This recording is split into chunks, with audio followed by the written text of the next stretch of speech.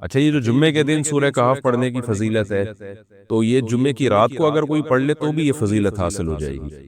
تو کیونکہ روایات میں جمعے کی رات کا بھی تذکرہ ملتا ہے اور جمعے کا بھی تذکرہ ملتا ہے.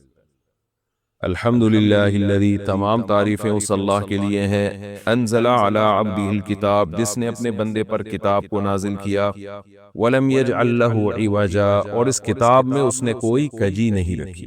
یہ قرآن کا کمال ہے. آپ الحمد سے لے کے والناس تک پڑھیں، دو اور دو چار کی طرح اس کی آیتیں اور اس کے مضامین سمجھ میں آتے ہیں.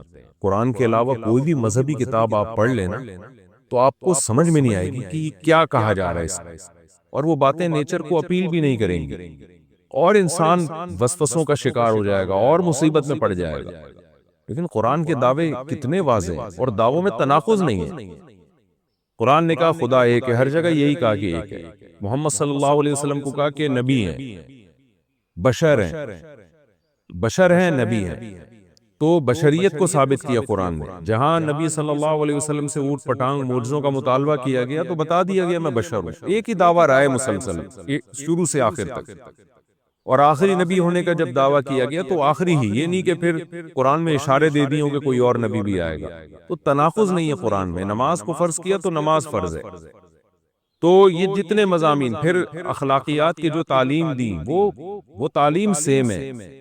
تو یہ ہے کہ عوج نہیں ہے، بالکل نیچر کو اپیل کرنے والی دو اور دو چار کی طرح صاف ستھری باتیں ہیں قرآن مجید میں. یہ خود قرآن کا ایک بہت بڑا معجزہ ہے. آپ کبھی بھی کسی جھوٹے آدمی کو جب سنیں گے نا، اس کی باتوں میں ٹکراؤ بہت ہوگا. میں ایک دفعہ تحقیق کر رہا تھا، یہ منکرین حدیث جو ہیں جنہوں نے کہا، دعویٰ کیا کہ حدیث حجت نہیں ہے، تو ہمارے شیخ حضرت مفتی رشید احمد صاحب رحمہ اللہ تعالی نے اصل فتاویٰ کی دوسری جلد میں ان کے خلاف بہت کچھ لکھا ہے. تو اس میں ایک بڑی دلچسپ بات یہ تھی کہ جب یہ منکرین حدیث کا جو بانی ہے نا، پرویز نام تھا اس کا، پورا نام اس وقت ذہن میں نہیں ہے، تو اس کی کتابوں سے حضرت نے تناقض نکالا. مفتی رشید احمد صاحب رحمۃ اللہ علیہ نے تناقض کیا نکالا؟ ایک جگہ لکھ رہا ہے کہ حدیث حجت نہیں ہے، دوسری جگہ لکھ رہا ہے کہ حدیث حجت تو ہے لیکن جن ذرائع سے ہم تک پہنچی وہ ذرائع حجت نہیں ہے. اور ایک جگہ لکھ رہا ہے کہ حدیث حجت بھی ہے لیکن صرف نبی صلی اللہ علیہ وسلم کے دور تک کے لیے حجت ہے، ہمیشہ کے لیے حجت نہیں ہے. تو ایسے کئی تناقض.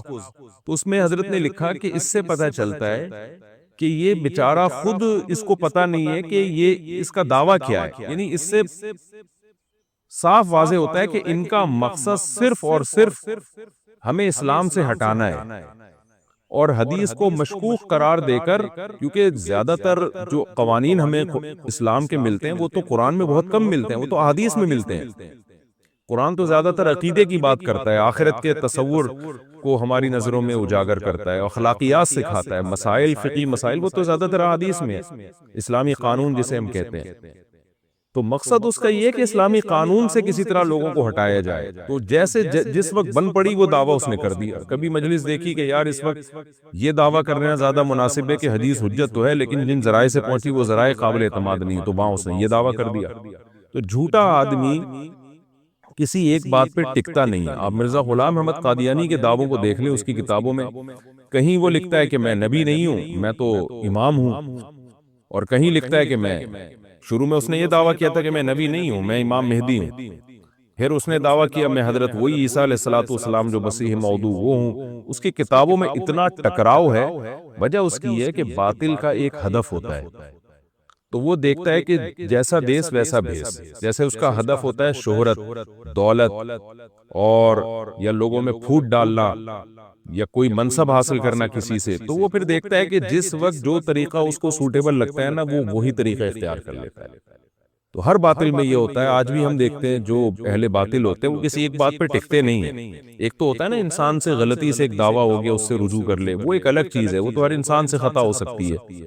لیکن اہل باطل کے دعووں میں بہت ٹکراؤ ہوتا ہے، وہ کسی ایک بات پہ ٹکتے نہیں ہیں. آج بہت سارے اسکالرز ایسے ہیں کہ آپ جب ان کی تقریریں سنیں گے یا ان کی کتابیں پڑھیں گے تو انہیں بہت ٹکراؤ نظر آئے گا. اسی سے صاف پتہ چل جاتا ہے کہ یہ لوگ اپنے دعوے میں مخلص نہیں ہیں، ان کا مقصد پھوٹ ڈالنا ہے. تو جتنی جو تحریف شدہ آسمانی کتابیں ہیں، یہ جتنے باطل مذاہب ہیں، ان میں بھی آپ کو یہ ٹکراؤ نظر آئے گا۔ تو قرآن یہ دعویٰ بار بار کرتا ہے کہ اللہ تعالیٰ نے جو کلام اپنے حبیب صلی اللہ علیہ وسلم پہ نازل کیا، اس میں آپ کو عوج نظر نہیں آئے گا، کوئی کجی نظر نہیں آئے گی، بہت واضح 2 اور 2 4 کی طرح وہ اپنے دعووں کو دعوے کرتا ہے قرآن مجید، اور اس پر دلائل قائم کرتا ہے۔ قیماً، اللہ فرماتے ہیں سیدھا سیدھا کلام ہے، لِيُنذِرَ بَأْسًا، تاکہ یہ ڈرا دے۔ کہ اللہ تو نے اتنا صاف ستھرا کلام نازل کیوں کیا؟ اللہ کہتے ہیں 2 وجہ سے، برے لوگوں کو ڈرانے کے لیے، اچھے لوگوں کو امیدیں دلانے کے لیے، تاکہ برے لوگ برائی سے بچیں اور اچھے لوگوں کو موٹیویشن ملے۔ یہ دعویٰ بھی قرآن کا کتنا پیارا اور کتنا صاف ستھرا ہے۔ برائی کو ختم کرنا چاہتا ہے قرآن، اچھائی کو پروموٹ کرنا چاہتا ہے۔ لِيُنذِرَ بَأْسًا شَدِيدًا، ہم نے کیوں نازل کیا؟ تاکہ یہ ڈرا دے شدید عذاب سے، مِن لَدُنْهُ، اللہ کی طرف سے، یعنی اللہ کی طرف سے ڈرا دے۔ وَيُبَشِّرَ الْمُؤْمِنِينَ، اور ایمان والوں کو خوشخبریاں سنا دے۔ کون سے ایمان والے؟ الَّذِينَ يَعْمَلُونَ الصَّالِحَاتِ، جو اچھے اعمال کرتے ہیں۔ کیا خوشخبری سنا دے؟ ان لہم اجرا حسنا، کہ ان کو اجر ملے گا بہت اچھا، اور ایسا اجر ملے گا ماکثین فیہ ابدا، رہیں گے اس اجر میں وہ ہمیشہ ہمیشہ۔ وینذر الذین قالوا، اور تاکہ یہ کلام ڈرا دے ان لوگوں کو، الذین قالوا، جو کہتے ہیں اتخذ اللہ ولدا۔ اللہ نے ڈرانے کا ذکر 2 دفعہ کیا، اس لیے کہ ایک تو عام لوگ جو برے ہوتے ہیں ان کو ڈرا دے، اور مشرکین میں خاص طور پر یہ برائی تھی کہ یہود و نصارہ کی باتوں میں آ کے اللہ کے لیے اولاد ٹھہرا لیا کرتے تھے، وہ فرشتوں کو بیٹیاں کہہ دیا، یا عیسائیوں کی باتوں میں آ کے اللہ کے لیے اولاد ٹھہرا دی۔ تو اس لیے اللہ نے خاص طور پر ان مشرکین اور ان کافروں کا ذکر کیا جو نبی صلی اللہ علیہ وسلم کے دور میں اللہ کے لیے اولاد ٹھہراتے تھے، کہ اللہ ان کو بھی ڈرا دیا جائے۔ وَيُنذِرَ الَّذِينَ قَالُوا، اور ڈرا دے ان لوگوں کو جو کہتے ہیں اتخذ اللہ ولدا، کہ اللہ نے ٹھہرا لی ہے اولاد۔ سورہ کہف بھی مکی صورتوں میں سے ہے نا، تو اس میں بھی توحید کا مضمون بہت ہوگا۔ مَا لَهُم بِهِ مِنْ عِلْمٍ، نہیں ہے ان کے لیے اس دعوے پر کوئی دلیل، وَلَا لِآبَائِهِمْ، اور نہ ان کے باپ دادا کے پاس کوئی دلیل تھی۔ یہ اکثر کہتے تھے نا بھائی ٹھیک ہے ہمارے پاس دلیل نہیں ہے لیکن ہم اپنے باپ دادا کو فالو کرتے ہیں، تو اللہ کہتے ہیں تمہارے باپ دادا کے پاس کون سے اس دعوے کی کوئی دلیل تھی؟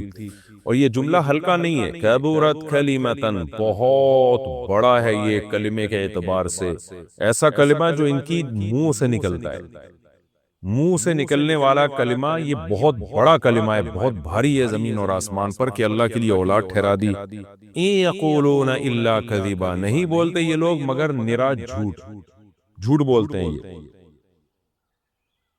فَلَعَلَّكَ بَاخِعٌ نَفْسَكَ عَلَىٰ آثَارِهِمْ، اللہ تعالیٰ اپنے حبیب صلی اللہ علیہ وسلم کو تسلی دے رہے ہیں کہ اتنا سری جھوٹ بولتے ہیں اور آپ کی دعوت اتنی واضح ہے، پھر بھی یہ ایمان نہیں لاتے، تو اے نبی کہیں ایسا نہ ہو کہ آپ غم میں اپنی جان ہی نہ ہلاک کر بیٹھیں، کیونکہ رسول اللہ صلی اللہ علیہ وسلم کا دل بہت گھٹتا تھا کہ اتنی واضح بات میں کر رہا ہوں، اتنا میرے دعوے میں اتنی کلیئرٹی ہے، اس کے باوجود یہ مانتے کیوں نہیں ہیں؟ تو غم سے آپ کا سینہ گھٹتا تھا۔ تو اللہ نے آپ کو بتایا کہ یہ آپ کی حالت یہ ہو گئی ہے شاید کہ آپ اپنی جان ہی ہلاک کر بیٹھیں۔ دیکھیں اللہ کا شاید یہ ہماری زبان میں اللہ ہم سے بات کرتے ہیں نا، ورنہ اللہ کے لیے تو شاید نہیں، اللہ کے لیے جو چیز ہوتی ہے یقینی ہوتی ہے۔ تو یہاں شاید کا مطلب کیا ہوگا کہ کوئی بھی دیکھنے والا آپ کی کنڈیشن کو دیکھے نا اس وقت، تو وہ کہے گا کہ آپ کی موت نہ واقع ہو جائے، اتنا غم ہے آپ کو۔ تو مقصد ہے غم کی شدت کو بیان کرنا۔ تو اللہ فرماتے ہیں شاید کہ آپ اپنی جان ہی ہلاک کر بیٹھے ان کے پیچھے، یعنی ان کے غم میں، اگر یہ لوگ اس قرآن پر ایمان نہ لے کر آئے، اسفا، افسوس اور غم میں آپ کی جان ہی کہیں آپ ہلاک نہ کر بیٹھیں۔ پھر آگے اللہ بتا رہے ہیں کہ یہ ایمان کیوں نہیں لے کر آتے۔ آپ غم نہ کریں، آپ کی دعوت میں کوئی کمی نہیں، آپ کے دلائل میں کوئی کمی نہیں، ایمان نہ لانے کی وجہ ہم بتاتے ہیں کیا ہے۔ کچھ لوگ لائیں گے، کچھ نہیں لے کر آئیں گے، وجہ کیا ہے وہ ہم بتا رہے ہیں اگلی آیت میں، اِنَّا جَعَلْنَا مَا عَلَى الْأَرْضِ، ہم نے بنایا ہے ہر اس چیز کو جو زمین کے اوپر ہے، زینت اللہ، زمین کے لیے یعنی زمین والوں کے لیے زینت، اٹریکٹیو بنایا ہم نے۔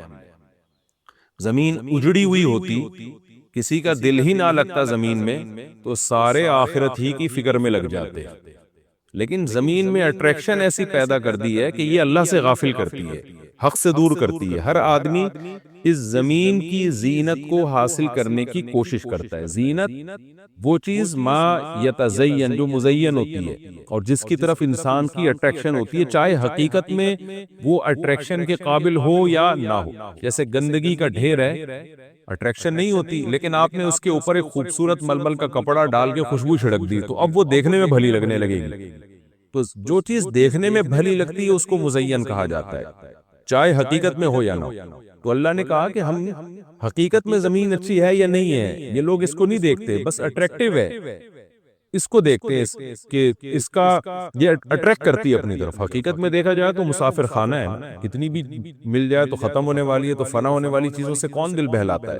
لیکن اللہ بتا رہے کہ ہم نے چونکہ اس کو مزین کر دیا ہے، تو اس مزین ہونے کا نتیجہ یہ ہے کہ کچھ لوگ اس میں پڑھ کے اللہ کو بھول جاتے ہیں اور کچھ اس کی حقیقت کو دیکھ کر اللہ کو یاد رکھتے ہیں۔ تو آزمائش جبھی ممکن ہے جب اس زمین کو اٹریکٹیو بنایا جائے۔ آگے اس لیے اللہ نے فرمایا کہ ہم نے بنایا ہے جو کچھ اس زمین کے اوپر ہے زینت اللہ، زمین کے لیے مزین۔ کیوں بنایا ہے؟ لنبلوہم، تاکہ ہم لوگوں کو آزمائیں، ایہم احسن عملا، کہ ان میں عمل کے لحاظ سے زیادہ اچھا کون ہے۔ اگر زمین کو مزین نہ بنایا جاتا تو سارے عمل کے لحاظ سے بہت اچھے ہو جاتے، کیونکہ قربانی نہ دینی پڑتی۔ اب اس مزین زمین کی بہت سی چیزوں کو چھوڑنا پڑتا ہے، نماز کے وقت دکان چھوڑنی پڑتی ہے، اور صدقات و خیرات کے وقت مال کی قربانی دینی پڑتی ہے، اور جو شریعت کے جتنے بھی احکام ہیں تو جاہ کی قربانی دینی پڑتی ہے، منصب کی قربانی دینی پڑتی ہے۔ تو اللہ کہتے ہیں ہم نے چونکہ مزین بنا دیا تاکہ ہم لوگوں کو آزمائیں۔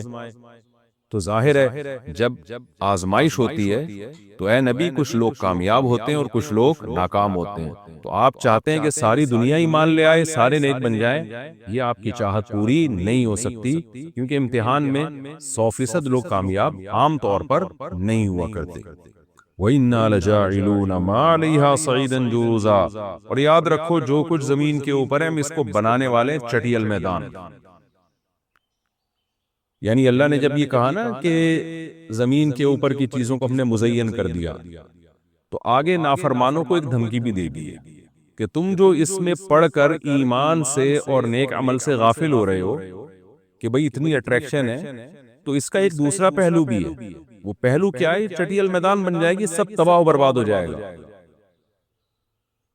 یعنی ایگزامینیشن ہال میں جب جو نعمتیں آپ کو دی جاتی ہیں وہ ہمیشہ کے لیے تھوڑی دی جاتی ہیں، وہ تو اس وقت تک کے لیے دی جاتی ہے جب تک امتحان چل رہا ہے، اس کے بعد وہ لے لی جاتی ہیں واپس۔ تو اسی طرح اللہ اس زمین کو ختم کر دیں گے، اور تب پوری ترقی، جو انسان کی جتنی بھی ترقی ہے زمین میں اور کائنات میں، ساری زمین بوس ہو کے ختم ہو جائے گی، اور اللہ تعالیٰ جس مقصد کے لیے انسان کو پیدا کیا گیا اس مقصد کے بارے میں انسان سے سوال کریں گے۔ ام حسبت ان اصحاب الکہف والرقیم، قرآن نے یہ کچھ تمہید بیان کی کہ یہ دنیا آزمائش کے لیے اور سب کچھ ختم ہو جائے گا، جو قرآن کا اصل مقصود ہے۔ اب قرآن ایک واقعے کی طرف آتا ہے۔ مشرکین مکہ یہود و نصارہ سے بہت سی چیزیں سنا کرتے تھے، اور یہود آ کے ان کو چپکے چپکے گائیڈ کرتے تھے کہ جس نے نبوت کا دعویٰ کیا نا، تم ان سے یہ سوال پوچھو، تم ان سے یہ سوال پوچھو۔ پھر یہود دیکھتے تھے کہ ہماری تورات کے مطابق جواب ملتا ہے کہ نہیں ملتا، تو ان کا یعنی خیال یہ تھا کہ محمد صلی اللہ علیہ وسلم جواب نہیں دے پائیں گے تو ہم بتائیں گے دیکھو ہماری تورات میں تو یہ لکھا ہے، اگر یہ اللہ کے نبی ہیں تو یہ تو ہر آسمانی کتاب یہ واقعہ بیان کرتی ہے، تو قرآن کیوں بیان نہیں کر رہا؟ تو یہودیوں نے آ کے مشرکین مکہ سے کہا، مشرکین مکہ نے نبی صلی اللہ علیہ وسلم سے سوال پوچھا۔ ان میں 3 سوال تھے، ایک روح سے متعلق جس کا سورہ بنی اسرائیل میں جواب دے دیا گیا، ایک حضرت ذوالقرنین سے متعلق کہ وہ کون سا بادشاہ تھا جس نے پوری دنیا پہ حکومت کی ہے، ان کا تذکرہ اللہ نے قرآن میں بیان کیا، اور ایک اصحاب کہف کے بارے میں۔ تو اب قرآن ان کے واقعے کو بیان کر رہا ہے۔ ام حسبت ان اصحاب الکہف والرقیم کانوا من آیاتنا عجبا، اے نبی آپ یہ سمجھتے ہیں کہ اصحاب کہف اور جبل والے، پہاڑ والے لوگ، غار اور پہاڑ والے لوگ کیا ہماری نشانیوں میں سے بڑی عجیب نشانی تھے؟ کیا آپ یہ سمجھتے ہیں؟ یعنی یا تو اس کا جواب یہ کہ واقعی یہ نشانی تھے، یا یہ کہ یہ اتنی بڑی نشانی نہیں تھے جتنی بڑی اس کائنات کو بنا دینا بڑی نشانی ہے۔ اذ اول فتیتو، اللہ نے اس واقعے کو بیان کیا، اس وقت کو یاد کرو جب چند نوجوانوں نے ٹھکانہ پکڑا الی الکہف، ایک بڑے غار کی طرف، فقالو، پھر کہنے لگے۔ اب دیکھیں قرآن جب واقعہ بیان کرتا ہے نا تو سوال تو مشرکین نے اصحاب کہف کا پوچھا تھا، بتا دیا جاتا بھئی ایک زمانے میں اصحاب کہف تھے، جو مشرک بادشاہ تھا جس کے ظلم سے تنگ آ کے وہ علاقہ چھوڑ کے چلے گئے اور 300 سال غار میں رہے، اور پھر 300 سال کے بعد واپس آئے اور لوگوں نے پھر بڑی عقیدت کی، محبت کی، بس اتنا کافی تھا۔ لیکن قرآن واقعہ اس انداز سے بیان کرتا ہے کہ اس میں اسباق ملنا شروع ہو جائیں، ہمیں اس میں اسباق ملنا شروع ہو جائیں۔ اب دیکھیں شروع کیسے کیا جا رہا ہے۔ کیا تم یہ سمجھتے ہو کہ اصحاب کہف کا واقعہ کوئی عجیب واقعہ ہے؟ یعنی اللہ کے لیے تو کوئی عجیب نہیں ہے، یعنی انسانوں پر گویا اللہ تعجب کر رہے ہیں کہ اس واقعے کو تم عجیب سمجھ رہے ہو، اور اس سے بڑے عجیب عجیب کام جو ہم نے کر دیے، پانی کے قطرے سے انسان کو بنا دیا اور اتنا بڑا نظام بنا دیا ہم نے کائنات کا، اس کو عجیب نہیں سمجھ رہے۔ تو یہ انسان کی بھی عقل ہے نا کہ ایک واقعہ عجیب و غریب ہو جائے تو اس پہ حیران ہو رہا ہوتا ہے، اور وہ پوری کائنات بن گئی اور انسان کا پانی سے وجود میں آ جانا، چونکہ یہ ہم اس کے عادی ہو چکے ہیں یہ منظر دیکھنے کے، تو یہ ہمارے نظر میں عجیب نہیں رہا، ورنہ حقیقت میں تو اس سے زیادہ عجیب کام اللہ کر چکا ہے۔ تو ایک تو سبق اللہ نے ہمیں یہ بتایا اس واقعے میں کہ یہ واقعہ اتنا عجیب نہیں جتنا اللہ کے دوسرے کام زیادہ عجیب ہیں۔ تو قرآن واقعہ بیان کرتا ہے اس انداز سے تاکہ ہمیں اس سے اسباق ملے۔ اذا والفتیۃ الی الکہف، نوجوانوں نے غار میں پناہ لی، فقالوا ربنا، اور کیا کہنے لگے، اے ہمارے رب، آتنا من لدنک رحمہ، تو دے ہمیں اپنی طرف سے رحمت، اور ہیئ لنا من امرنا رشدا، ہمارے معاملے میں کوئی رشد کا انتظام کر دے، یعنی درستگی کا انتظام کر دے۔ اس میں کیا سبق ملتا ہے کہ جو مشرک بادشاہ تھا، کافر بادشاہ تھا، چند نوجوان اسلام لے کر آئے، اللہ کے برحق دین کو قبول کیا، ان کو یہ یقین تھا کہ ہم اس علاقے میں رہ کر اپنے دین اور مذہب پہ قائم نہیں رہ سکتے، لہذا انہوں نے ارادہ کیا ہم ہجرت کرتے ہیں۔ تو اب ہجرت کر کے جائیں کہاں؟ تو اللہ سے دعائیں مانگ رہے ہیں۔ اس سے کیا پتہ چلتا ہے کہ جب آپ کے لیے کسی علاقے میں رہ کر دین پر چلنا ناممکن ہو تو آپ پر لازم ہے کہ آپ اس علاقے کو چھوڑیں، ایک بات۔ نمبر دو، چھوڑ کر آپ اللہ پہ اعتماد اور توکل کریں کہ جس اللہ نے مجھے یہاں کھلایا وہ کہیں اور بھی کھلا سکتا ہے۔ نمبر تین، اللہ سے دو قسم کی دعائیں مانگیں۔ نمبر ایک، اے اللہ تو میرے لیے رحمت کا انتظام کر دے، یعنی اپنا رحم کر تاکہ تیری رحم کی وجہ سے ہمارے لیے معاملات آسان ہو جائیں۔ نمبر دو، تو ہمیں گائیڈ کر، ہیئ لنا من امرنا رشدا کا مطلب سیدھا راہ دکھا، ہمیں بتا کہ ہم نے جانا کہاں ہے، کس ملک میں اسٹے کرنا ہے، سفر کیسے کرنا ہے۔ یہ بالکل ایسے ہی ہے جیسے موسیٰ علیہ السلام سے غلطی سے قتل ہو گیا، تو اب مدین سے جب نکلنا تھا، مصر سے جب نکلنا تھا تو راستہ معلوم نہیں تھا، تو وہاں بھی اللہ تعالیٰ سے موسیٰ علیہ السلام نے دعا مانگی کہ وَلَمَّا تَوَجَّهَ تِلْقَاءَ مَدْيَنَ قَالَ عَسَىٰ رَبِّي أَن يَهْدِيَنِي سَوَاءَ السَّبِيلِ، مجھے امید ہے میرے رب مجھے سیدھا راستہ دکھائے گا۔ تو جب انسان کو راستے معلوم نہ ہو، گائیڈنس نہ مل رہی ہو کہ جانا کہاں ہے، کہاں اسٹے کرنا ہے، تو ایسے موقع پہ اللہ سے سیدھے راستے کی دعا مانگنی چاہیے۔ تو یہاں بھی انہوں نے دعا مانگی کہ اللہ تو ہمارے لیے رحمت کا انتظام کر دے اور ہمارے لیے ہمیں گائیڈ کر دے کہ ہم نے جانا کہاں ہے، کہاں اسٹے کرنا ہے۔ تو قرآن کہتا ہے ہم نے ان کی دعا کو قبول کی، فَضَرَبْنَا عَلَىٰ آذَانِهِمْ، رحمت کا انتظام کیسے ہوا کہ ہم نے غار کے اندر گئے، ان کے کتے کو ساتھ لے کر غار کے اندر گئے، اور وہاں انہوں نے کہا کہ فی الحال ہم یہاں لوگوں سے چھپ جائیں، کسی طریقے سے پناہ میں آ جائیں، پھر دیکھیں گے جی اٹھ کے ہم نے جانا کہاں ہے۔ تو قتل کے خوف سے نکلے اور غار میں جا کے آرام کیا، تو اللہ کہتے ہیں ہم نے ان کے کانوں پہ پردہ ڈال دیا، سلا دیا گہری نیند، سنین عددا، کئی سال تک، ثم بعثناہم، پھر ہم نے ان کو جگایا، لنعلم ای الحزبین، تاکہ ہم دیکھیں، جس کا نتیجہ یہ نکلا کہ ہم یہ دیکھنا چاہتے تھے ان دونوں میں سے کون سا فریق ایسا ہے احصیٰ لما لبثوا امدا، جو مدت کے اعتبار سے زیادہ کاؤنٹ کرنے والا ہے اس مدت کو، لما لبثوا، جس مدت تک یہ لوگ ٹھہرے۔ یعنی اللہ تعالیٰ بھی گویا ان کو دیکھ کے خوش ہو رہے ہیں کہ دیکھیں ان کے آپس میں تبصرے کیا ہوتے ہیں، کیونکہ کسی کے ساتھ ایسا کبھی نہیں ہوا۔ تو اب جب یہ اٹھیں گے تو اللہ کی گویا کہ اللہ تعالیٰ بھی ان کی بات کو دیکھ کرنا ایک خوش ہو رہے ہیں ان کو دیکھ کے کہ دیکھو میں یہ باتیں آپس میں کیا کرتا ہے۔ تو کسی نے کیا کہا، کسی نے کیا کہا، یہ سارا تذکرہ آگے آئے گا۔ یہ واقعہ آگے بھی چلے گا اور انشاءاللہ اس کی تفصیل اگلے رکوع میں زیادہ آئے گی۔ ہمارا یہ رکوع الحمدللہ کمپلیٹ ہو گیا اور وقت بھی تقریباً کمپلیٹ ہی ہونے والا ہے ہمارا، تو انشاءاللہ اگلے ایپیسوڈ میں اس واقعے کو ہم مکمل کریں گے۔ تفسیر اس کی بہت آسان ہے، زیادہ ڈیٹیل میں جانے کی ضرورت نہیں ہے، اور میں بار بار بتاتا ہوں کہ یہ جو میں تفسیر کے لیکچر ریکارڈ کروا رہا ہوں، اس کا بنیادی مقصد صرف اور صرف اور صرف یہ ہے کہ جب آپ قرآن مجید کی تلاوت کریں تو آپ کو سمجھ میں آئے کہ آپ کیا پڑھ رہے ہیں، کیا سن رہے ہیں۔ تلاوت سنیں تو سمجھ میں آئے کہ کیا سن رہے ہیں آپ، تراویح میں یا ویسے نارملی جب آپ تلاوت کرتے ہیں۔ اس تفسیر کے لیکچر کا مقصد لمبی چوڑی تفسیریں نہیں ہیں، کیونکہ میں اگر چاہوں تو ایک ایک رکوع میں 6 مہینے لگا دوں اس کی ڈیٹیل بیان کرنے میں، اور چاہوں تو میں مختصر رکھوں اس کو۔ تو میں نے مختصر اس لیے رکھا ہے کہ آپ کو قرآن سمجھ میں آئے، لہذا قرآن سامنے رکھ کر آپ بیٹھا کریں، اور ایک ہی لائنوں والا قرآن ہمیشہ رکھیں۔ 15 لائنوں والا ہے تو پوری زندگی پھر 15 لائنوں والوں سے تلاوت کریں، 16 لائنوں والا ہے تو 16 لائنوں والے سے آپ تلاوت کریں، تاکہ آپ کو جب وہ صفحہ سامنے ہوگا نا تو آپ جب بھی تلاوت کریں گے تو آپ کو اس کا مفہوم انشاءاللہ ذہن میں آئے گا، تو قرآن کی بیس آپ کی مضبوط ہو جائے۔ باقی تفسیریں تو پھر اتنی لمبی لمبی تفسیریں ہیں، وہ پڑھتے چلے جائیں، اس میں علمی نکات بہت ہیں، تو میں چاہتا ہوں آپ کی بیس مضبوط ہو جائے۔ جب قرآن پڑھیں آپ تو عربی میں ہی سمجھ میں آئے آپ کو، قرآن سنیں تو عربی میں ہی سمجھ میں آئے آپ کو، تو یہ بنیادی مقصد ہے۔ انشاءاللہ اگلے ایپیسوڈ میں میں سورہ کہف کا دوسرا رکوع اور 15ویں پارے کا انشاءاللہ میں 14واں رکوع شروع کروں گا۔ اللہ تعالی ہمیں سمجھنے کی، عمل کی توفیق عطا فرمائے۔ وما علینا الا البلاغ۔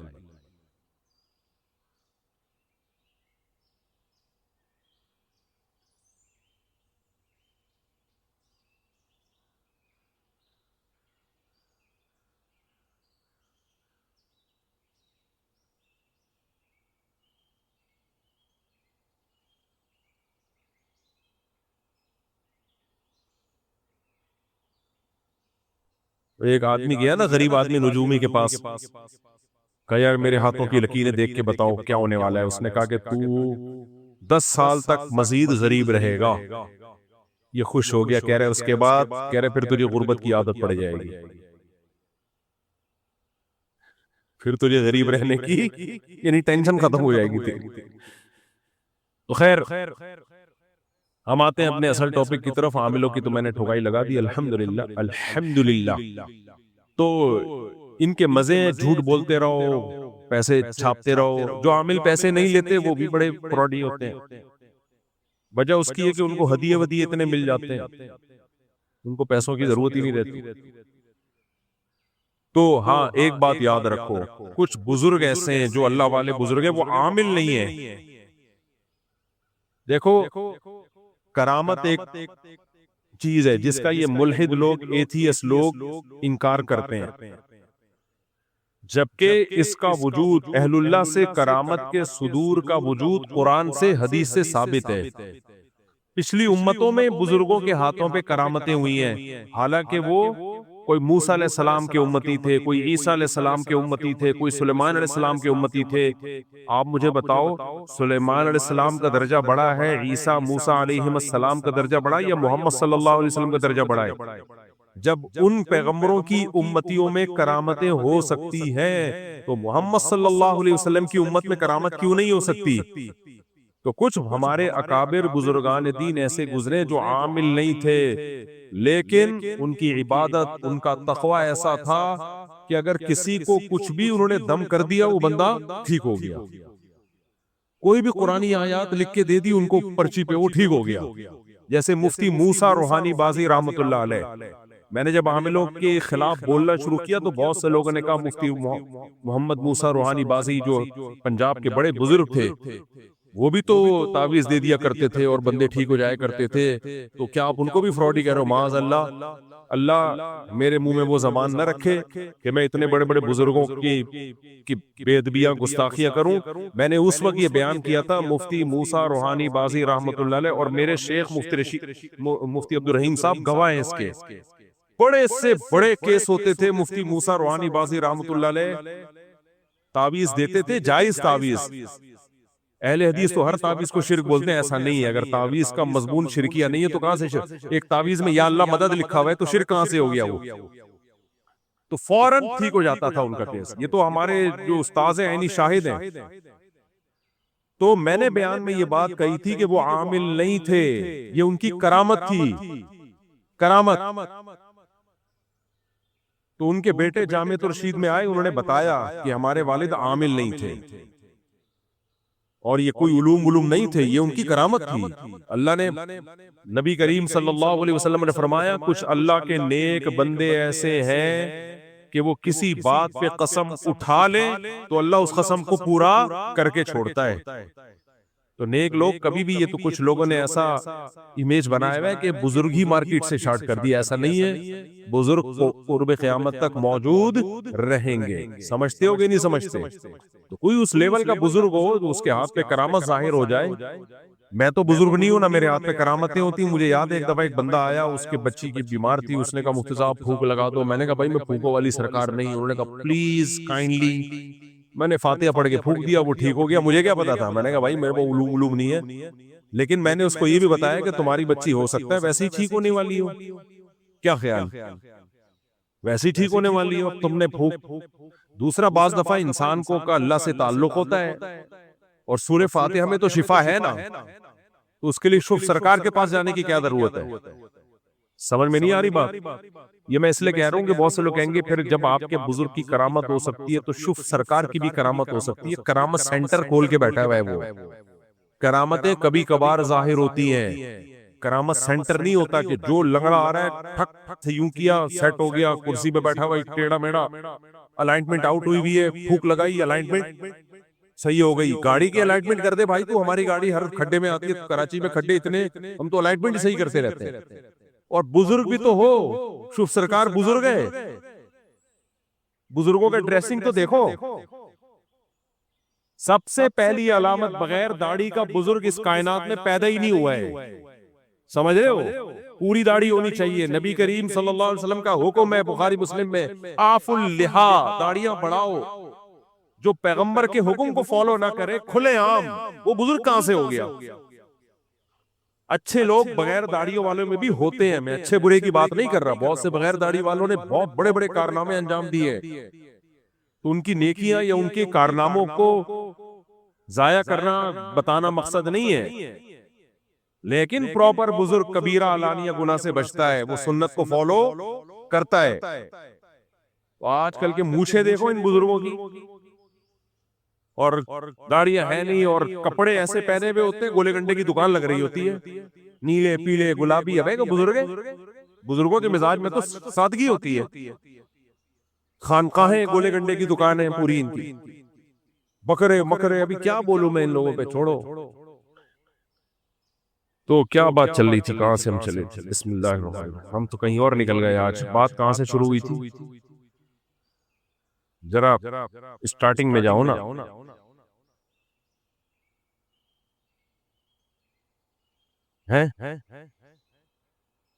نہیں، میں نے نبی کے نام کے بارے میں تو بات کی تھی کہ آپ کا لقب رسول اللہ سب سے بہترین ہے، آپ میسنجر آف گاڈ صلی اللہ علیہ وسلم، آپ کا سب سے بڑا عہدہ یہ ہے. پھر میں کس پہ آیا تھا اس کے بعد؟ میں نے ٹن مارا تھا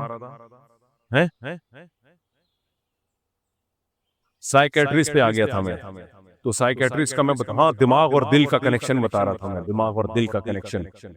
تو میں پھر آیا تھا سائیکیٹرسٹ پہ کہ یہ جو نفسیات کا علم ہے، میں بتا رہا تھا ہمارے حضرت مفتی رشید احمد صاحب رحمہ اللہ تعالیٰ فرمایا کرتے تھے کہ جس کے پاس کوئی علم ہے نا تو اس سے 10 گنا عقل زیادہ ہوگی تو وہ علم صحیح استعمال ہوگا، اور مفتی کے پاس جو علم ہے تو 100 گنا عقل زیادہ ہوگی تو وہ صحیح مفتی بنے گا. پھر تو میں یہ بتا رہا تھا کچھ شعبے ایسے ہیں جن میں بہت زیادہ عقل کی ضرورت نہیں ہے، جیسے ڈاکٹر ہے علاج کرتا ہے تو بہت ذہین ہونا ضروری نہیں ہے، یا کوئی میکینیکل انجینئر ہے یا سول انجینئر ہے، یا ویسے ہی جو الیکٹرک انجینئر ہوتے ہیں مختلف شعبوں کے، جو سافٹ ویئر انجینئر وغیرہ وغیرہ. ہاں کچھ سافٹ ویئر بنانے والے لوگ ہوتے ہیں، وہ تو پھر ان کی کھوپڑی الگ سے کھوپڑی انسٹال کروانی پڑتی ہے ان کو. بہت کمپیوٹر سائنس میں بہت زیادہ جو ذہین لوگ ہوتے ہیں پھر وہ آگے چلتے ہیں. تو لیکن نفسیات بھی ایک ایسا علم ہے کہ اس کے لیے بھی کوئی بہت ذہین آدمی جب یہ علم حاصل کرتا ہے تو فائدہ ہوگا، ورنہ یہ علم اسی کو کھا جائے گا، وہ خود پاگل ہو جائے گا ایک دن، کیونکہ دماغ پڑھ رہے ہو نا، لوگوں کی نفسیات پڑھ رہے ہو، تو آپ اگر عام لوگوں کی مینٹالٹی سے زیادہ اونچی مینٹالٹی آپ کی نہیں ہے تو اس کا نقصان یہ ہوگا کہ یہ علم آپ صحیح طرح سمجھ نہیں پاؤ گے، اور صرف کتابیں دیکھ دیکھ کے، اصول اور ضابطے دیکھ دیکھ کے لوگوں کو غلط گائیڈ کرو گے۔ یہ میں اس لیے بتا رہا ہوں کہ کچھ ڈاکٹر ایسا کر رہے ہیں، سمجھتے ہو کہ نہیں سمجھتے؟ کچھ ڈاکٹر ایسا کر رہے ہیں، ان کے پاس جانے سے لوگوں کو فائدے کے بجائے الٹا نقصان ہو رہا ہے، تو اس لیے اس میں بہت میچور ڈاکٹر کو، بہت جو صحیح سرٹیفائیڈ ڈاکٹر ہوتے ہیں، کبھی نفسیات کے ماہر کے پاس جانا تو ان ڈاکٹروں کے پاس جانا چاہیے۔ خیر، تو میں عرض کر رہا تھا کہ دماغ جو ہے، اب سائنسدان نے کیا کیا، جو ڈاکٹر صاحب تھے انہوں نے اپنی محبوبہ کو دماغ کے اندر تیر گھسا کے بیچ دیا، یہ بات چل رہی تھی دماغ کے اندر، تو کیا کہا جائے گا کہ یہ ڈاکٹر صاحب کیا ہو گئے ہیں؟ پاگل ہو گئے۔ جہاں سائنس کو نہیں لاگو کرنا چاہیے وہاں بھی سائنس کو، اور یہ محبوبہ سے کہہ رہے ہیں محبت دل میں نہیں ہوتی، محبت کہاں ہوتی ہے؟ دماغ میں، لہذا میں نے یہ دماغ تمہیں جتنے بھی گانے تھے، شاعری تھی، ساری چینج کر دی۔ یہ دل تم پہ دیوانہ ہے، نہیں یہ دماغ تم پہ کیا ہے؟ دیوانہ۔ اب کریکشن کرتے چلے جا رہے ہیں، تو تھوڑے دنوں میں ڈاکٹر صاحب کیا ہو جائیں گے؟ کل وہ کسی نے شارٹ کے لیے بھیجا کہ ایک آدمی کو بھولنے کی بیماری ہے، ڈاکٹر کے پاس گیا، ڈاکٹر صاحب مجھے بھولنے کی بیماری ہے، ڈاکٹر صاحب نے کہا دوبارہ بتانا کہ میں بھول گیا کیا بیماری تھی، مجھے بھول گیا کیا بیماری تھی، بھولنے کی بیماری۔ اب بتاؤ ڈاکٹر تو تھوڑے دنوں میں پاگل ہو جائے گا، یہ نہیں ہو جائے گا؟ تو اس قرآن نے بھی کس کی طرف نسبت کی؟ یہ چیزوں کی نسبت دل کی طرف کی ہے۔